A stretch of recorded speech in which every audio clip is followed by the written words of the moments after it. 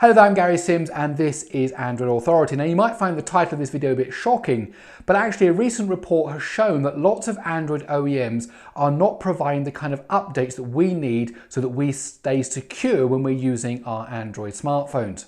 So why does it appear that lots of the Android OEMs are treating their customers in a very different way to maybe like companies like Apple and how they treat iPhone users? Well, if you want to find out more, please let me explain. Okay, so what the new report has shown is that some Android OEMs are not shipping security updates for their devices in a timely manner. Well, that's not really news because we've known that for a long time. But what the report was also highlighted is that some OEMs actually say they ship patches and they change the patch date and the patch level, but actually they don't apply the patches at all to the devices. Now, how can that be? Why are they lying to their consumers so much? And what would happen if a company like Apple did something like that? So let's first of all look at the fundamental problem with patches and the Android ecosystem. Here is a quote from the FTC from a report it published this year. The Android mobile ecosystem's diversity provides extensive consumer choice, but also contributes to security update complexity and inconsistency. And as a result of this great choice that we've got for Android phones, you can pick up phones that are kind of like, $100 or even under $100, right up to phones that cost $800, and there's a whole bunch of features and differences between those. That great diversity, that great choice that we've got means there isn't just one version of Android that Google release and it gets applied to all phones. In fact, every OEM has to provide their own device-independent version of Android that gets shipped to the owners of those particular devices. And the FTC goes on. Because of the complexity of the mobile ecosystem, the security update process can be complex and time-consuming. So what happens is when Google releases a new version of Android with some security patches in it, those changes get pushed out to just every single OEM manufacturer, and they have to then apply those patches to their version of the firmware. Then that firmware has to get shipped out to each of the individual handsets. And if you also throw into that mix the whole idea of the carriers and the fact that they have control over the software that goes on their handset, and sometimes they've included bundled software on the handset, and of course they have to all be tested, and the labs that the carriers have a limited number of resources. The result is that it can actually take months or even years before software updates finally arrive at an end device. I really hope you're enjoying this video. If you are, I'd like to remind you there is now a separate Gary Explains YouTube channel, and there I cover lots of technology outside of mobile. So if you're interested, go over to youtube.com/Gary Explains and I'll see you there. Now the situation with Apple is different for two reasons.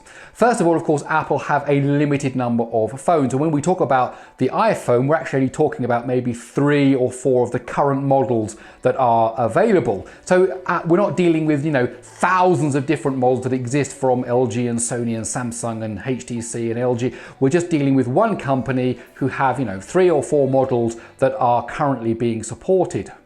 And the second thing we have to know is that Apple, way back when it launched the iPhone, basically said to the carriers, we provide the software, we're not going through you, you can use your network, but actually the software updates come from us. And so as a result, Apple have been able to push these updates directly to the iPhone without having to first verify on every single carrier in every single country in all the major markets around the world. Apple just release it and it goes out to the phone.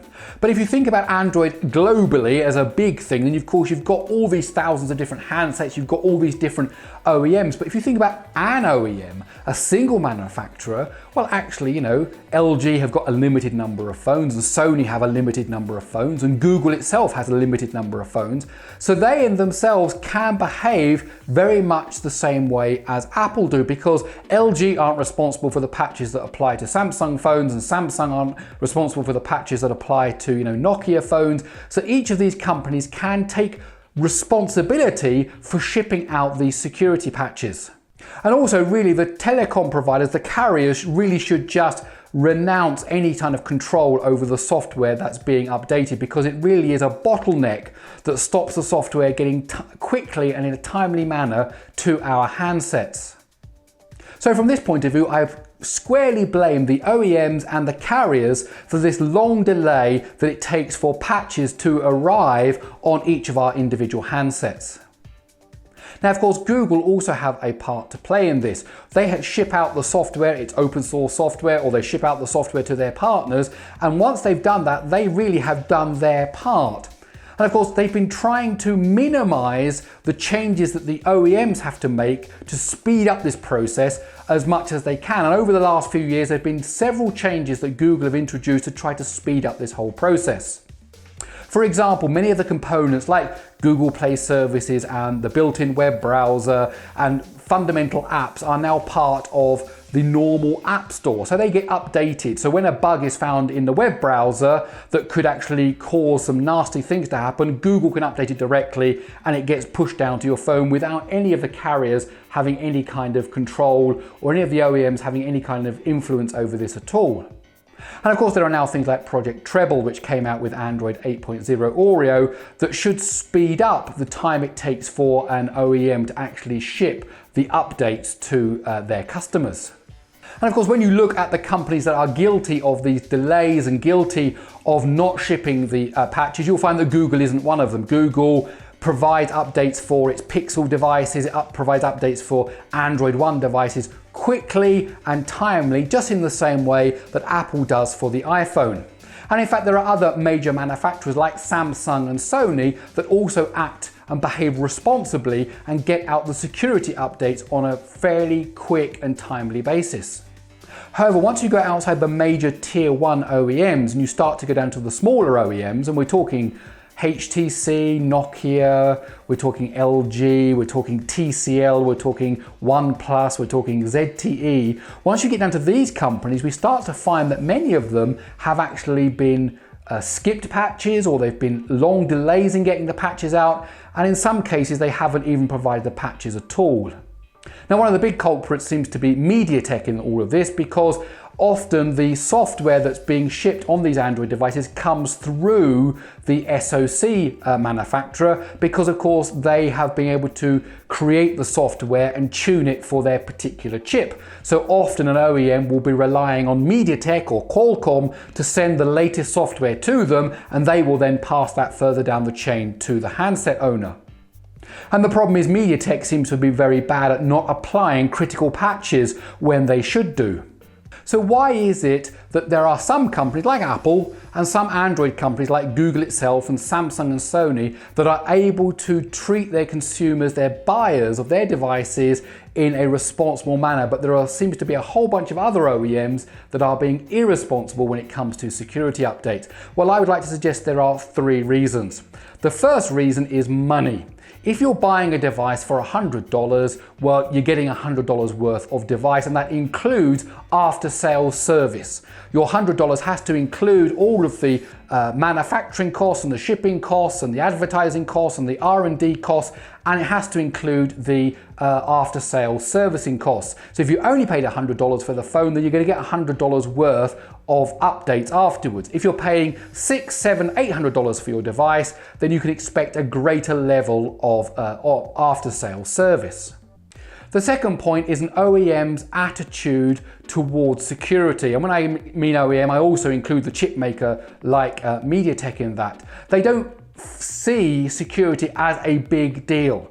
And that's partly because it's an extra cost, it's a headache, it's a pain that they have to deal with, so they just push it away and say, oh, it's not that much of a problem. But also, of course, Android has multi-levels of protection. So, for example, because there is a Play Store and Google kind of keep an eye on that Play Store and they have various kind of security measures in place, the chances of you getting hold of an app that deliberately kind of infects your device or tries to hack your device so that it can then do things like steal your credit card information or steal other parts of your personal information is quite low. Not impossible, but quite low. And so therefore the OEMs kind of say, well, Google are doing their bit and it's all going to be okay. And the third problem is partly to do with the attitude of Chinese manufacturers.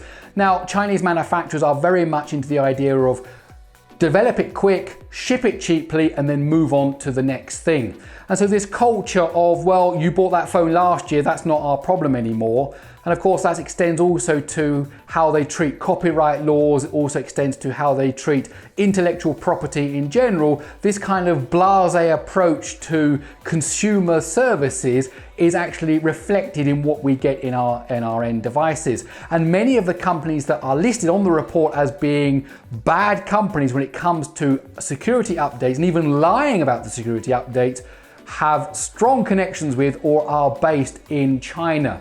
Whereas many of the other companies like Google, for example, and likewise Apple, are actually American companies. Samsung, of course, is a Korean company, and so on. So part of the problem is the mentality of the Chinese electronics consumer market. Well, my name's Gary Sims and this is Android Authority. I really hope you enjoyed this video. Please do give it a thumbs up. Please subscribe. Please hit that bell notification icon so you become part of our notification squad. Please do tell me what you think about this video in the comments below. And well, that's it. So I'll see you in the next one.